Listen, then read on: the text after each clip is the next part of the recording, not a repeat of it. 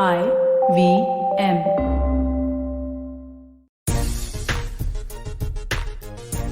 खेल नीति पर आपका स्वागत है। मैं हूं राजीव मिश्रा। आज बात करेंगे पाकिस्तान की लगातार दूसरी जीत के बारे में, वेस्ट इंडीज की दूसरी हार के बारे में, और साथ ही जिस तरह से पाकिस्तान ने न्यूजीलैंड को चारों खाने चित किया, उससे क्या भारतीय टीम के लिए थोड़ी राह आसान हुई है, इस पर भी बातचीत करेंगे। हमारे साथ दो खास मेहमान हैं। निखिल चोपड़ा हमारे साथ हैं, पूर्व क्रिकेटर और अभी कमेंट्री कर रहे हैं स्टार के लिए। साथ ही सबा करीम, पूर्व सेलेक्टर और क्रिकेटर हमारे साथ हैं। निखिल भाई, पाकिस्तान तो ऐसा लग रहा है कि बुलेट ट्रेन पे सवार है इस समय वर्ल्ड कप की।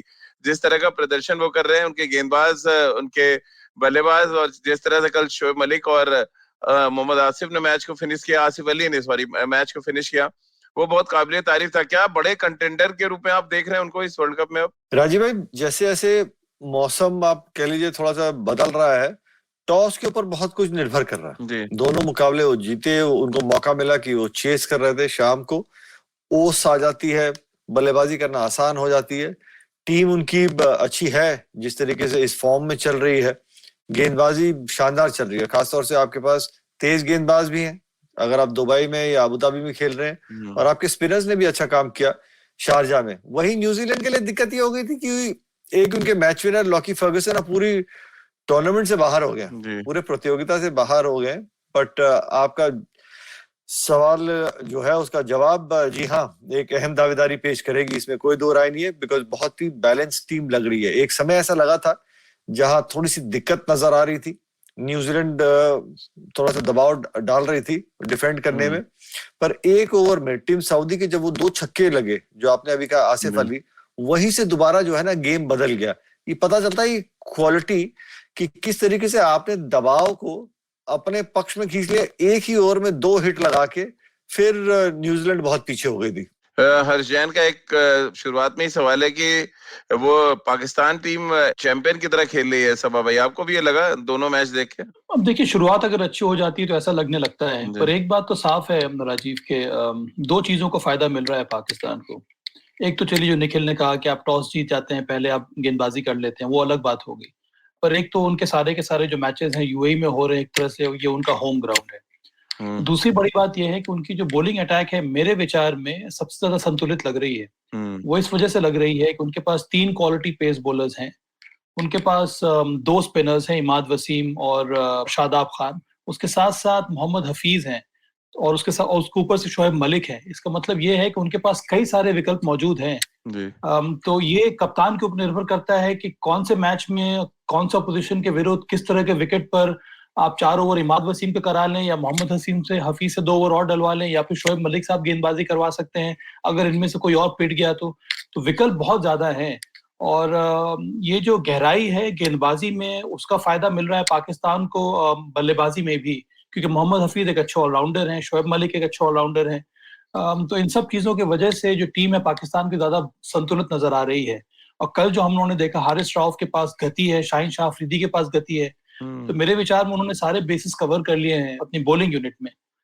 बल्लेबाजी का कल इम्तिहान था उनके पास, पर अच्छा ये रहा उनके लिए कि शोएब मलिक ने आकर रन बना दिया, उसके साथ साथ फिर आसिफ अली ने आकर मैच को बड़े ही शानदार तरीके से खत्म कर लिया। तो हाँ, जिस तरह से शुरुआत हुई है, पाकिस्तान एक स्ट्रॉन्ग कंटेंडर जरूर है इस टूर्नामेंट के लिए। और निखिल भाई, पाकिस्तान के पास मोटिव था दोनों मैच जीतने का। हिंदुस्तान को हराने का सपना था उनका वर्ल्ड कप में, वो पूरा हो गया। न्यूजीलैंड के साथ उनकी कुछ अलग तरीके की अदावत थी। जिस तरह से न्यूजीलैंड ने पाकिस्तान दौरा रद्द कर दिया था, उसके बाद से पाकिस्तान के जहन में ये चल रहा था कि कैसे भी न्यूजीलैंड को हराया जाए। दोनों मोटिव, आपको लग रहा है मोटिव ने ज्यादा इंस्पायर कर दिया पाकिस्तान को इस तरह का प्रदर्शन के लिए? राजीव भाई, ये चीजें ना मुकाबले स्टार्ट होने से पहले, मुकाबला स्टार्ट होने के बाद होता है। अंत में जब आप विश्व कप जैसे टूर्नामेंट में खेल रहे हैं, आपकी कोशिश यही होती है और आपकी सोच यही होती है कि सामने जो मर्जी टीम हो, हमने जाके अच्छा खेलना है और उस टीम के विरुद्ध जो है वो मुकाबला जीतना है। क्योंकि आप विश्व विजेता के नाम पे कहलाए जाएंगे अगर आप वो मुकाबला जीत लेते हैं। तो मेरे ख्याल में अगर आप दौरा जाने से मना कर रहे थे न्यूजीलैंड, वो उनकी अपनी उस समय सिक्योरिटी कंसर्न्स थी, जो उनके देश के सिक्योरिटी एजेंसी ने बोला था, तो उसमें वो मोटिव, मुझे नहीं लगता कि खिलाड़ियों का इतना बड़ा कोई ऐसा कोई मोटिव रहता है। जी हाँ, लेकिन एक फर्क जरूर है कि कल का भी मुकाबला बहुत बढ़िया अंदाज में उन्होंने क्लिनिकल परफॉर्मेंस दिखाई पाकिस्तान ने एक बारी फिर न्यूजीलैंड के विरुद्ध भी। सभा भाई, खासतौर से अगर हम बात करें, न्यूजीलैंड ने जिस तरह से थोड़ा बहुत फाइट बैक किया था, लेकिन ओवरऑल शुरुआत में ही लग गया था बाबर आजम और रिजवान ने एक बार फिर अच्छा स्टार्ट दे दिया था पाकिस्तान को, और ऐसा लग रहा था कि चीजें बहुत आसान हो जाएंगी। क्या बहुत पाकिस्तान की बैटिंग बहुत हैविली डिपेंड कर रही है रिजवान और बाबर आजम पे? ये नजर आया दोनों मैचों में। हाँ, उनका टॉप ऑर्डर ऐसे भी बहुत ज्यादा हैवी है राजीव, पर न्यूजीलैंड ने प्रयास पूरा किया। उन्होंने एक समय तो ऐसा था जब उन्होंने मैच में पकड़ बना ली थी। जैसे ही बाबर आजम का विकेट गिरा, आपने देखा होगा कि आस्किंग रन रेट वो बढ़ता जा रहा था। मोहम्मद रिजवान ने कोशिश जरूर की, पर उनका अगर आप स्ट्राइक रेट देखेंगे तो रन बॉल ही था। नंबर 3 फखर जमा आए बैटिंग करने के लिए, वो इनके पावर हिटर हैं, उनकी भी बल्लेबाजी कोई खास चली नहीं, सिर्फ एक छक्का लगाया, फिर वो जल्दी आउट हो गए। तो दबाव धीरे धीरे बढ़ रहा था पाकिस्तान के ऊपर। तो अच्छा रहा विशेष करके आसिफ अली का, कि उन्होंने अंत में आकर बल्लेबाजी कर ली। इसका मतलब ये है, जिसके बारे में हम लोगों ने इंडिया मैच के पहले भी बात की थी, कि अगर आप उनके ओपनर्स को जल्दी आउट कर देते हैं तो उनका जो मध्य क्रम है उसमें अनुभव तो है, पर वो जो क्षमता होती है शानदार स्ट्राइक रेट के साथ बैटिंग करने की, वो नहीं है। चाहे आप शोएब मलिक की बात कर लें या मोहम्मद हफीज की बात कर लें, सिर्फ एक पावर हिटर उनके पास जो बचा हुआ है वो है आसिफ अली। तो अन्य मैचेस में जो टीम जो प्लान करेंगी उनके लिए, वो कुछ इसी तरह का रहेगा कि उनको टॉप ऑर्डर बहुत ज्यादा हैवी है, वहां पर जल्दी विकेट गिरना चाहिए ताकि वो दबाव बढ़ाए मिडिल ऑर्डर के ऊपर। तो कल इसी वजह से बाबर आजम को जैसे ही विकेट गिरा, न्यूजीलैंड को भी ये लगने लगा होगा कि यहाँ पर चांस है हमें ये टोटल को डिफेंड करने का। पर रन बहुत कम बनाए थे, 144 तो कोई रन, 135 तो कोई रन होता ही नहीं है। निखिल भाई, आपको क्या लग रहा है, भारत के लिए थोड़ी चीजें आसान कर दी पाकिस्तान ने ये मैच जीत के?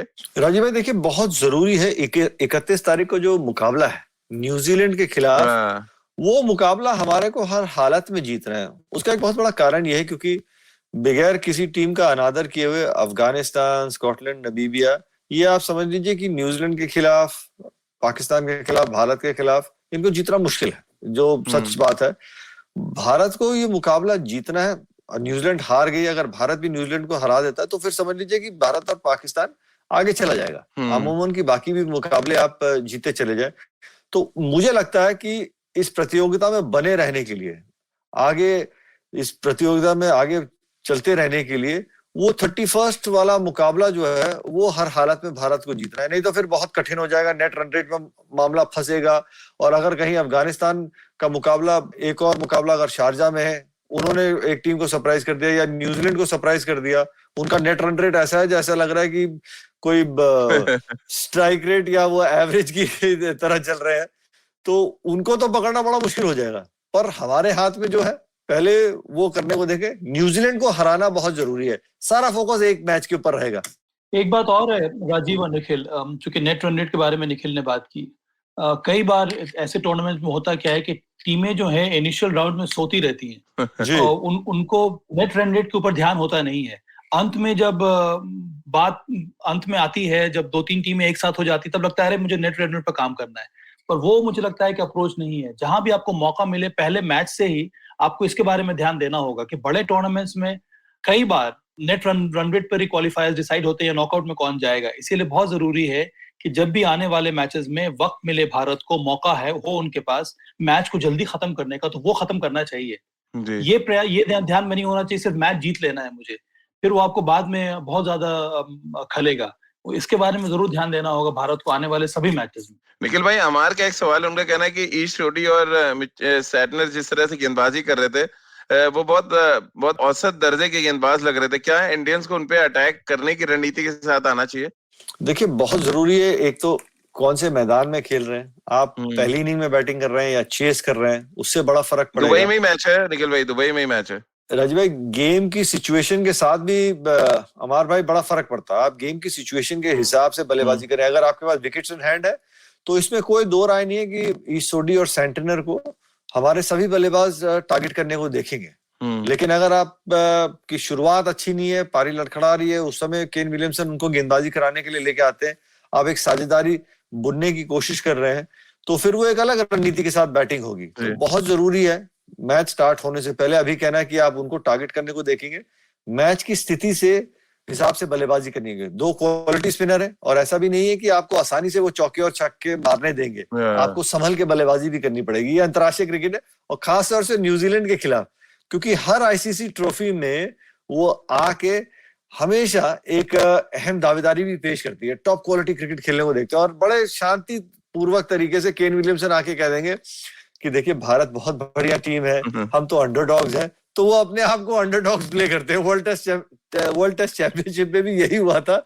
तो उनको पसंद है कि अंडरडॉग के हिसाब से वो अपने आप को खिलाते हैं ताकि उनके ऊपर कोई प्रेशर ना हो। ये भी एक तरीका है टीम चलाने का। जी सबा भाई, एक छोटा सा ब्रेक यहाँ पे ले लेते हैं और ब्रेक के बाद जब वापस आएंगे तो बात करेंगे क्या ये वर्ल्ड कप गेंदबाजों का वर्ल्ड कप होने वाला है। ये बड़ा इंपॉर्टेंट फैक्टर है क्योंकि अभी तक 7 मुकाबले हुए हैं जिनमें से 5 मुकाबलों में मैन ऑफ द मैच गेंदबाज बने। ये पहली बार शायद T20 हिस्ट्री में हो रहा होगा जब बल्लेबाजों की संख्या धीरे धीरे कम हो रही है। इस पे आगे बातचीत करेंगे, एक छोटा सा ब्रेक ले लेते हैं। Hey everybody, it's been a great week on the IVM Podcast Network. On Cyrus Says, Cyrus is joined by music composer and YouTuber Yashraj Mukhate. They talk about his journey, viral music, and a whole lot more. On Advertising is Dead, Varun speaks to Ankit Vyas from Oxfam India about how the increased privatization of education over the years has led to severe inequality. On The Wire Talk, Siddharth is joined by Professor Gil Verniers. They discuss his years of research on politics in UP, especially in the run-up to the elections. On Tere Mere Raste with Keshav, hear all about the Haveli in which great Urdu poet Ghalib lived. On the Talarate Kannada podcast, Pawan is joined by Pratilpi Kannada's Akshay Balagere to talk about how Indian language writing and reading is changing in the digital era. Do follow us on social media. We're IVM Podcast on Twitter, Facebook, Instagram, and LinkedIn. And remember, if you're enjoying this show or any of other shows for that matter, please do tell a friend. And finally, we'd like to thank our sponsors this week, Cred, Bank of Baroda, Quarter, CoinSwitch, Kuber, Slay Coffee, Intel, Kotak Mahindra Bank, and Oxfam India. Thank you so much for making this possible. Break के बाद एक बार फिर आपका स्वागत है खेल नीति के प्लेटफॉर्म पर। सबा भाई, 7 मुकाबले और 5 नहीं बल्कि 6 में गेंदबाज मैन ऑफ द मैच, कैसे देखते हैं आप इसको, इस वर्ल्ड कप को जैसे आगे बढ़ रहा है? इसी वजह से राजीव ये वर्ल्ड कप जो दिलचस्प हो रहा है, ये सिर्फ बैटर्स का वर्ल्ड कप नहीं है, यहाँ पर बॉलर्स का भी काम हो रहा है। अब हाँ, और अगर इंडिया को ऑफ स्पिनर की जरूरत है तो निखिल चोपड़ा जी मौजूद है, रिटायरमेंट से वापस आ जाए और बॉलिंग करना शुरू कर दें। पर हाँ, जिस तरह के विकेट्स मिल रहे हैं दुबई में हो या फिर शारजा में तो मुझे लगा थोड़ा बहुत विकेट इंप्रूव कर रहा है, पर ओवरऑल जो तस्वीर आईपीएल में नजर आई थी कुछ वैसे ही तस्वीर यहाँ पर भी देखने को मिल रही है। उसके ऊपर से राजीव, ये विश्व कप टूर्नामेंट हो रहा है, यहाँ पर टॉप क्वालिटी बॉलर्स आपको मिलेंगे। आईपीएल में तो चलिए हर टीम में 2 या 3 ही टॉप क्वालिटी बॉलर्स होते हैं जो अपने टीम के लिए रिप्रेजेंट करते हैं, अपने नेशन को रिप्रेजेंट करते हैं। यहाँ पर आपके पास हर एक टीम में क्वालिटी बॉलर्स मिलेंगे, तो उनको ज्यादा पहचान है, उनको ज्यादा परख है किस तरह के विकेटों को पर किस प्रकार की बॉलिंग करनी है, और उनको ये भी परख है कि बैट्समैन को रीड कैसे करना है। तो ये कॉन्टेस्ट बहुत ही लाजवाब होने वाला है और मुझे लगता है कि बैटर्स को एज ए यूनिट मेहनत करनी होगी। अब अंत में देखना यह है कि यहाँ पर ऐसे बैटर्स कामयाब होंगे जो सिचुएशन के मुताबिक बैटिंग कर रहे हैं। जिस प्रकार से कल एडियन मार्क्रम ने बल्लेबाजी की, उनका फाउंडेशन जो है बहुत सॉलिड है, सही तकनीक है, बेस बहुत सॉलिड है उनका, और उसके ऊपर से उन्होंने अटैकिंग शॉट्स भी खेले, और सभी के सभी जो शॉट्स थे वो ऑर्थोडॉक्स शॉट्स थे, कन्वेंशनल शॉट्स थे, कोई भी उन्होंने इम्प्रोवाइज करने का प्रयास किया नहीं, बहुत लेट खेला उन्होंने, स्लो डिलीवरी का वेट किया। तो कुछ इसी प्रकार की बल्लेबाजी अगर रहेगी, वही बल्लेबाज को ज्यादा सफलता मिलेगी इस टूर्नामेंट में। निखिल भाई, एक और सरप्राइजिंग फैक्टर है कि हम जब यूएई में क्रिकेट होने की बात करते हैं तो लगता है स्पिनर डोमिनेट करेंगे। 4 मुकाबलों में फास्ट बॉलर्स को मैन ऑफ द मैच मिला है और सिर्फ 2 मुकाबले ऐसे थे, एक में मुजीब और एक में मोइन अली को मिला। बाकी में चारों में अगर आप देखें तो हरीश रऊफ, शहीनशाह अफरीदी, फिर कल के मैच में नौकियो को मैन ऑफ द मैच, इससे पहले एक और मैच में नौकियो को मैन ऑफ द मैच। तो ये ट्रेंड भी बदल रहा है कि आप कंडीशन नहीं, आपके पास अच्छी स्पीड है, स्किल है, तो आप फास्ट बॉलर्स भी डोमिनेट कर सकते हैं T20 फॉर्मेट में। जी, इसमें कोई दो राय नहीं है। जिस तरीके से आपने बिल्कुल सही कहा, आपके पास गति है, एयर स्पीड है, आप अच्छी लाइन लेंथ पे गेंदबाजी कर रहे हैं। एक आप मुकाबला स्टार्ट होने से पहले हर खिलाड़ी के खिलाफ एक रणनीति बनाते हैं, एक योजना रहती है कि उसको कहाँ गेंद डालना है, किस तरीके की फील्ड सजानी है, उसके हिसाब से आप गेंदबाजी करते हैं, आप विकेट चटकाते हैं। नए बैट्समैन जो आता है उसको किस लाइन पे डालने को देख रहे हैं, वो एग्रेसिव तरीके से आप बॉलिंग डालेंगे तो जी हाँ, आपको बिल्कुल मदद मिल रही है। और खासतौर से दुबई और अबू धाबी में तो फास्ट बॉलर के लिए थोड़ी सी मदद है, इसमें कोई दो राय नहीं है। लेकिन जिस तरीके से कल रऊफ ने गेंदबाजी की है शारजा में, पता चलता है कि उनकी कितनी काबिलियत है। स्लो विकेट पे आके इस तरीके से उन्होंने गेंदबाजी की, विकेट चटकाई, तो वाकई काबिले तारीफ है। और खुश हूं मैं, क्योंकि हमेशा ये T20 का फॉर्मेट जिस तरीके की पिचेस रहती थी, आप गेंदबाजों को सिर्फ एक लाइन पिक करके थ्रू द लाइन हिट करते थे और बड़ा बड़ा स्कोर हो रहा था। अब कम से कम 160 170 में एक बढ़िया मुकाबला देखने को मिल रहा है और वो अपने आप में रोमांचक है, क्योंकि 160 वाले स्कोर में एकदम से 2 विकेट गिरती है तो गेम का रुख बदल जाता है। फिर किसी को थोड़ी सी स्पेशल पारी खेलनी होती है, किसी एक बॉलर का एक स्पेल खराब होता है तो फिर बैट्समैन हावी होता है। तो ये मुकाबला बहुत अच्छा चल रहा है। एक बात और यहाँ पर नोट करने की है राजीव, यहाँ पर ऐड करना चाहता हूँ कि ये जो पेस बॉलर्स के बारे में आपने बात की, कुछ साल पहले 140 प्लस हम लोगों को लगता था कि बहुत ज्यादा क्विक स्पीड से बॉलिंग हो रही है। अब ऐसे बॉलर अच्छा कर रहे हैं जो 145 प्लस हैं। उससे फायदा ये होता है, अगर आप नोकिया को देख लें या फिर हारिस रॉफ को देख लें, हारिस रॉफ 148, नोकिया ऑल्सो 147, 148, 150।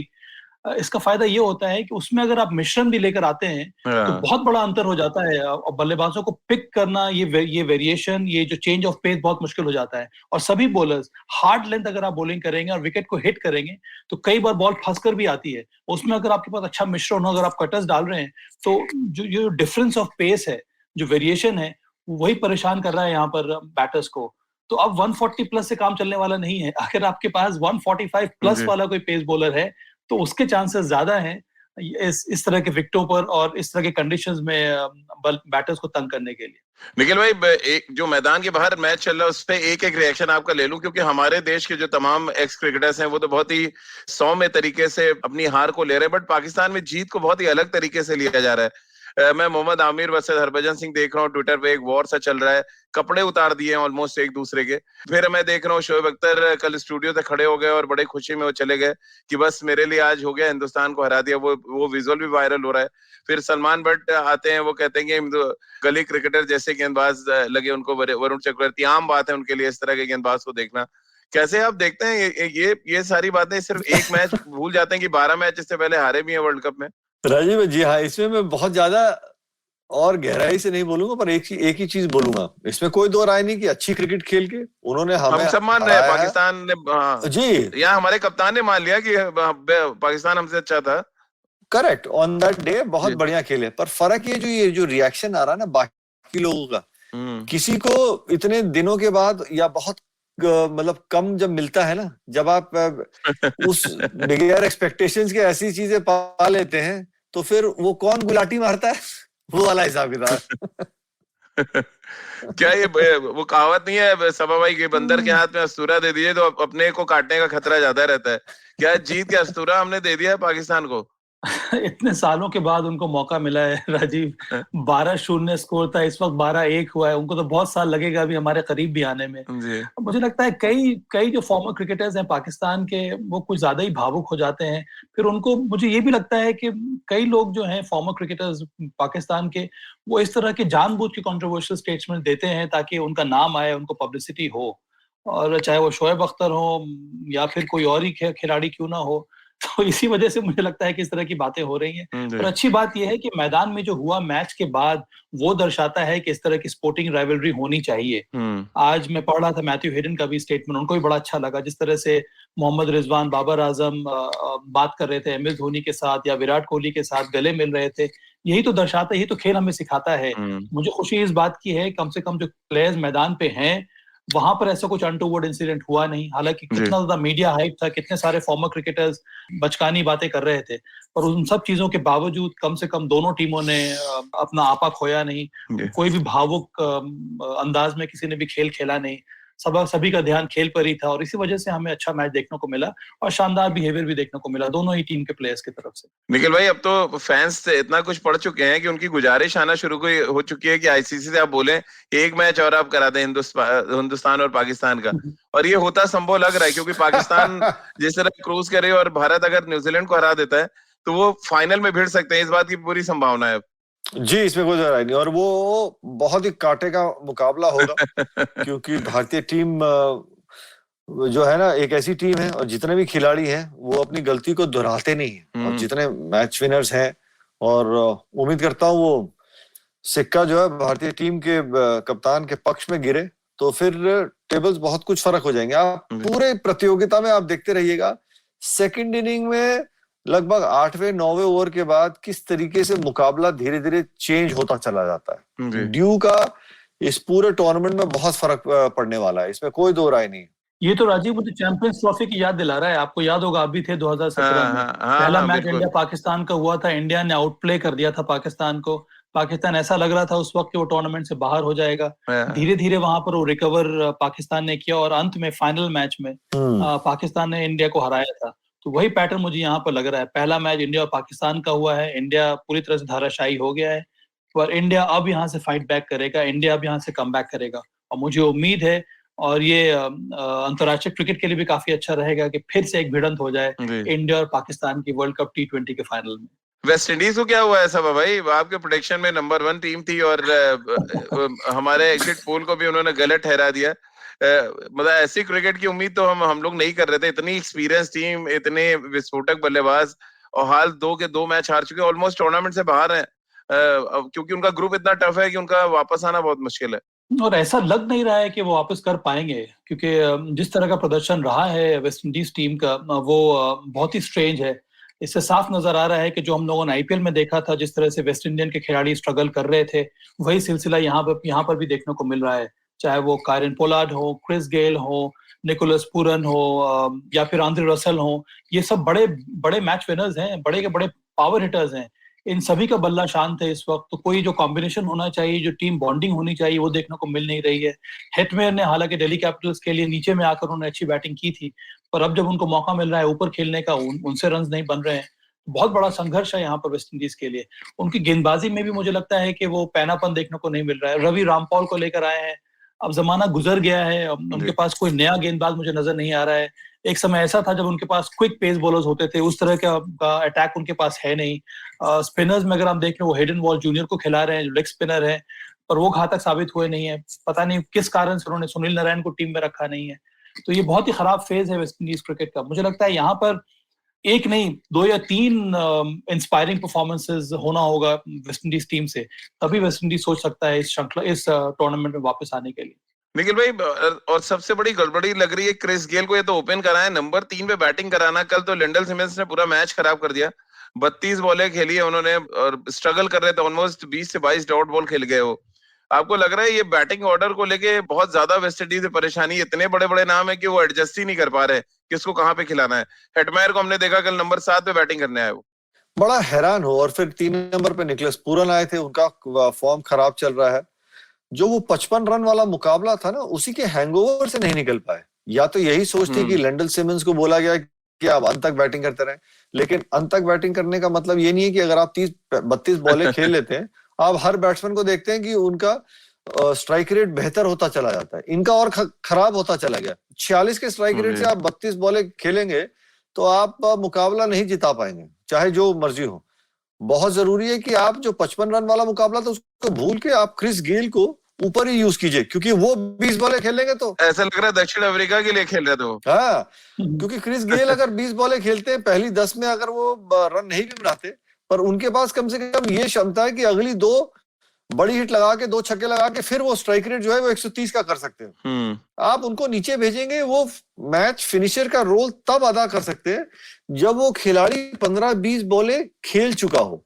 और सबसे बढ़िया तरीका उनको फॉर्म में वापस लाने का है कि पावर प्ले के दौरान आप उनको बैटिंग कराएं, क्योंकि जो गेंद गैप में जाएगी वहां चौका मिलेगा। जितनी बॉलें वो खेलेंगे उतना फायदा रहेगा। उसके पास आप सिमरन हेटमायर है, निकोलस पूरन है, उनका आप बेहतर यूज कर सकते हैं। वेस्ट इंडीज की टीम जो है वो दबाव से बाहर ही नहीं निकल के आ पा रही है। और साफ नजर आ रहा था जब पहले 6 ओवर में जब वो बल्लेबाजी चल रहे थे, अलग विकेट पे लुइस बैटिंग कर रहे थे और साथ में लिंडल सिमंस पता नहीं क्या करने को सोच रहे थे। उसी टाइम किरण पोलार्ड नीचे आए थे डगआउट में। अगर आप ने देखा हो गौर से, वो साफ तरीके से संकेत भेज रहे थे ये कर क्या रहे हैं। आपके अगर हिट नहीं लग रही, एक गोल्डन रूल है राजीव भाई कि कम से कम आप स्कोरबोर्ड चलाते रहे, डॉट बॉल्स ना खेलें। तो बड़ा हैरान हो कि क्या रणनीति के साथ खेल रही है वेस्ट इंडीज। चलिए एक और छोटा सा ब्रेक यहाँ पे ले लेते हैं और ब्रेक के बाद जब वापस आएंगे तो दक्षिण अफ्रीका की बल्लेबाजी के बारे में बात करेंगे और इंग्लैंड और बांग्लादेश के बीच आज बड़ा इंपॉर्टेंट मुकाबला है, उसमें भी थोड़ा सी रोशनी डालेंगे। एक छोटा सा ब्रेक ले लेते हैं। If you're a cricket fan, check out Edges and Sledges, India's favorite cricket podcast. The podcast focuses on Indian cricket, the IPL, and has a ton of banter both on and off the field. We talk about the week's biggest cricket stories with current and ex-international cricketers, coaches, or sometimes just between us. And it's hosted by me, DJ. Me, Varun. And me, Ashwin. New episodes release every week. You can catch us on the IVM Podcast's website, app, or wherever you get your podcasts from. Check out the Edges and Sledges Cricket Podcast. Break के बाद एक बार फिर आपका स्वागत है। सबा भाई, ये इस बार का वर्ल्ड कप एक नई चीज दिखा रहा है कि T20 सिर्फ स्ट्राइक रेट का खेल नहीं है, स्ट्राइक रोटेट करने का भी खेल है, क्योंकि जिस तरह की पिचेस मिल रही है और ये स्ट्राइक रोटेट करके दक्षिण अफ्रीका ने दिखाया कम से कम, जिस तरह से वॉन डुसैन और माकरम ने बल्लेबाजी की। हाँ राजीव, मैच फंस गया था उनके लिए जब विकेट्स गिरे थे दक्षिण अफ्रीका को। अच्छा रहा कि माकरम ने आकर बेहतरीन बल्लेबाजी की और वैन डुसन थोड़ा बहुत संघर्ष कर रहे थे, पर माकरम की कंपनी में फिर वो भी खुलकर बैटिंग करने लगे। हाँ, आपने बहुत बड़ी बात कही है कि यहाँ पर स्ट्राइक रोटेशन पर निर्भर करना होता है, क्योंकि जैसा देखने को मिल रहा है आपको टारगेट चेस करने को मिलेगा 150, 160, और वहां पर रन बनाना ज्यादा जरूरी है, ना कि पावर हिटर्स या पावर हिटिंग की जरूरत है। तो बहुत ज्यादा आवश्यक है कि इस प्रकार के विकेटों पे इस तरह के चैलेंज को फेस करने के लिए आप में सही टेक्निक होनी चाहिए, आप में सही टेम्परामेंट होना चाहिए, तभी आप रन बनाएंगे। और आपको वेट करना होता है कि चूंकि ओस का असर पड़ना शुरू हो जाता है 8वें या 10वें ओवर के बाद, तो अगर आप 10 ओवर में पीछे भी हैं आस्किंग रन रेट से, उससे भी कोई फर्क पड़ता नहीं है। तो आपको संयम के साथ इंतजार करना होगा कि 10 या 11 ओवर में भी अगर मेरे पास विकेट्स हैं हाथ में, तब हम एक रन चेस को पूरा कर सकते हैं। तो इन सारी बातों की का अवेयरनेस होना बहुत जरूरी है एक बल्लेबाज को रन बनाने के लिए। तो बहुत ही चैलेंजिंग है, और जैसा कि निखिल ने कहा कुछ देर पहले कि बहुत ही मजा आ रहा है इस तरह के मैचेस देखने में। अब कोई फोरगॉन कंक्लूजन नहीं है कि भाई पावर हिटर है आपकी टीम में तो आप मार के मैच जीत जाएंगे। तो ये एक अलग प्रकार के स्किल की जरूरत होगी आपको मैचेस जिताने के लिए अपनी टीम के लिए। शोभा भाई, आपके लिए बड़ी देर से एक सवाल आ रहा है, पृथ्वी जी ने फिर दोबारा से भेज दिया, तो मुझे लगा मैं आपसे पूछने वाला कि थोड़ा कॉन्टेस्ट से अलग हटके है कि एक तो उनका कहना है कि रोहित शर्मा को एक सिप लेके आना चाहिए कॉफी का ताकि आंख खुली रहे, और पहली गेंद को उनको पहला ओवर बहुत ध्यान से खेलना चाहिए। अक्सर पहले ओवर में वो आउट हो जाते हैं T20 फॉर्मेट में।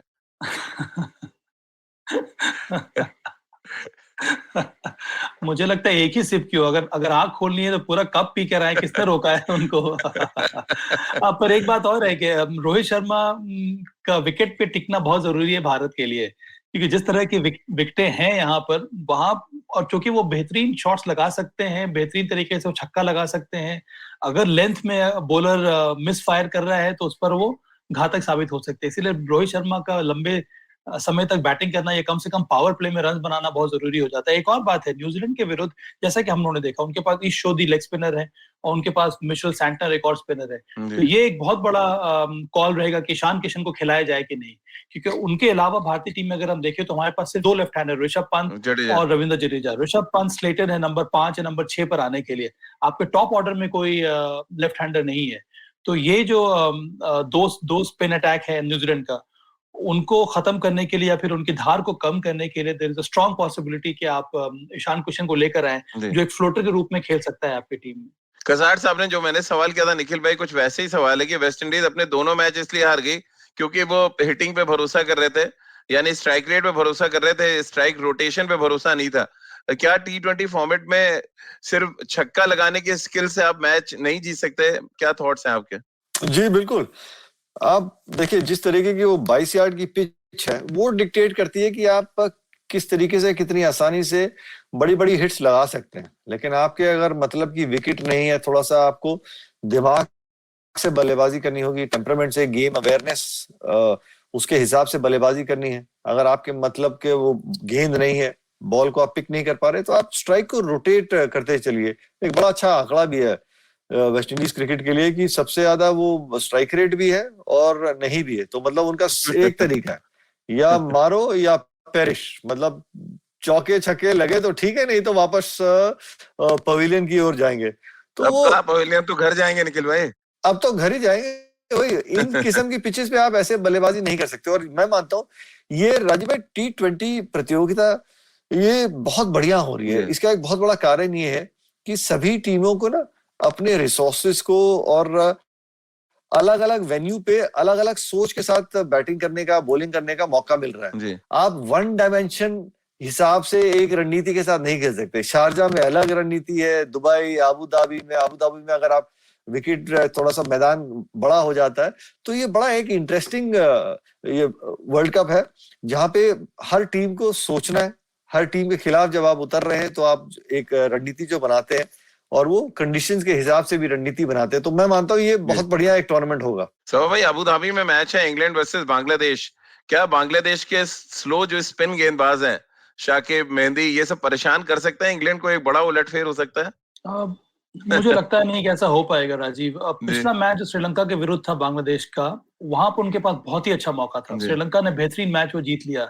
172 चेस करना, जबकि वो 4 विकेट गिर गए थे उनके 60 या 70 रन पर, नीचे क्रम के बल्लेबाजों ने आकर मैच जिताया। तो ये एक बहुत ही बड़ा धक्का है बांग्लादेश के लिए। यहाँ से रिकवर करना, वो भी एक स्ट्रॉन्ग टीम जैसे इंग्लैंड है, वो काफी कठिन रहेगा। देखिए, कोशिश तो यही होगी कि अगर बांग्लादेश टॉस जीत लेता है तब उनके लिए थोड़ा बहुत फायदा मिल सकता है। वो पहले अगर गेंदबाजी कर लें तब वो चेस कर सकते हैं, क्योंकि जो गहराई है बांग्लादेश की टीम में, मैं मानता हूं उनकी स्ट्रेंथ उनकी बॉलिंग है, पर उनकी बैटिंग में भी जिस तरह के फॉर्म देखने को मिला है मुशफिकुर रहीम का या फिर महमूदुल्लाह का या top of the order Naeem का, उससे उनको थोड़ा बहुत मुझे लगता है कॉन्फिडेंस मिलेगा। पर इंग्लैंड की टीम बहुत स्ट्रांग है। उन्होंने सारे बेसिस अपने कवर कर लिए हैं। उनके पास भी शानदार पेस बॉलर्स हैं, 2 स्पिनर्स हैं जो बेहतरीन फॉर्म में है। उनकी बैटिंग सिवाय मॉर्गन को अगर हम हटा लें तो फिर उनकी बैटिंग भी काफी स्ट्रांग है। हालांकि अभी तक निखिल भाई के फेवरेट है मॉर्गन। बड़ा चैलेंज आया नहीं उनके पास। निखिल भाई हैमस्ट्रिंग खींचेगी क्या मॉर्गन की? अरे देखिए, हम तो कह रहे हैं कभी भी वो कह लेंगे कि यार मेरे हैमस्ट्रिंग में बहुत दर्द हो रहा है। आप किसी को कितना देर से तुम बोल रहे हो निखिल, अभी तक कुछ नहीं हुआ है। वो सब भाई मेरी बात ही नहीं सुन रहे। हम तो बोल रहे हैं, वो हाथ खड़ा करके बोल रहे हैं कि हमसे नहीं हो रहा है भाई, हमको थोड़ा सा ब्रेक दे दीजिए। ब्रेक दो और क्या। हमसे नहीं हो रहा। लेकिन निखिल भाई, आदिल रशीद और मोइन अली की जोड़ी ने बड़ी इंप्रेसिव गेंदबाजी की है इंग्लैंड के लिए। राजीव भाई, मोइन अली जिस तरीके से वो गेंदबाजी करते हैं, जितना अच्छा उनके हाथ से बॉल निकलता है ना, उनको बहुत अंडररेट करती है दुनिया। बहुत बढ़िया वो गेंदबाज है। जिस तरीके से उनका गेंद गिरता है लूप के साथ, वो घुमाव प्राप्त करते हैं। और साथ में आदिल रशीद को आप फिर भी थोड़ा सा आप खेल सकते हैं, थोड़ा सा प्लान बना के कर सकते हैं, क्योंकि उनका गेंद लेग स्पिन ज्यादा नहीं होता। वो सीधा अच्छा डालते हैं और गूगली उनकी अच्छी रहती है। लेग स्पिन उनका इतना अच्छा नहीं गिरता। मोइन अली का मैं मानता हूं कि लेफ्ट हैंडर के विरुद्ध खास तौर से लाइन, वो लेंथ और जिस गति से वो बॉल डालते हैं, वो बड़े मैदान में हमेशा असरदार होंगे। बहुत अंडररेटेड बॉलर है और उनको बहुत संभल के आपको खेलना जरूरी रहता है अगर आप उनके खिलाफ रन बनाना चाहते हैं तो। चलिए, बहुत बहुत शुक्रिया निखिल भाई आपका। सभा भाई आपका भी बहुत बहुत शुक्रिया हमारे साथ जुड़ने के लिए। तो आप भी खेल नीति के साथ रोज सुबह 9:30 पर जुड़ सकते हैं IVM के YouTube चैनल और Facebook पेज पर। इसके अलावा मुझसे जुड़ सकते हैं और अपने सवाल पूछ सकते हैं। @राजीव मिश्र मेरा ट्विटर हैंडल है। इसके अलावा आप खेल नीति का हर एपिसोड सुन सकते हैं IVM ऐप पर, IVMpodcast.com पर, गाना, Spotify, सावन, गूगल पॉडकास्ट या अन्य IVM पॉडकास्टिंग नेटवर्क पर। आप सभी का बहुत बहुत शुक्रिया हमारे साथ जुड़ने के लिए।